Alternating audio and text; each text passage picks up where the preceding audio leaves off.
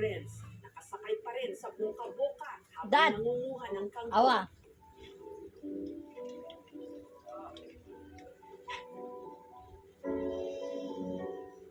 Pero para mas mapabilis, lumusong na kinalaunan. Doon ko po siya minsan pinapapita sa mababaw. Gusto ko lang po mamitas po. Kasi po para ka na po nung naglalarap eh.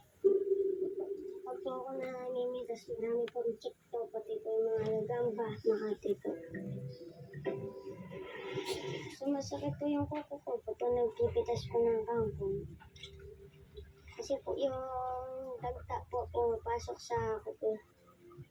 Paglilinaw ni Lizelle, hindi raw niya inoobliga na magtrabaho ang kanyang anak. Umiiyak siya na hindi ko siya sinasama.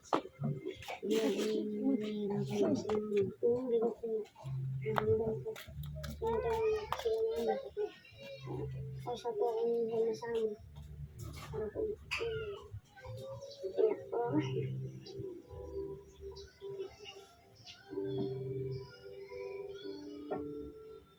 Kapag na tulong na siya sa amin mamita, yung katabi ko lang po siya. Hindi ko po siya pinapalayo.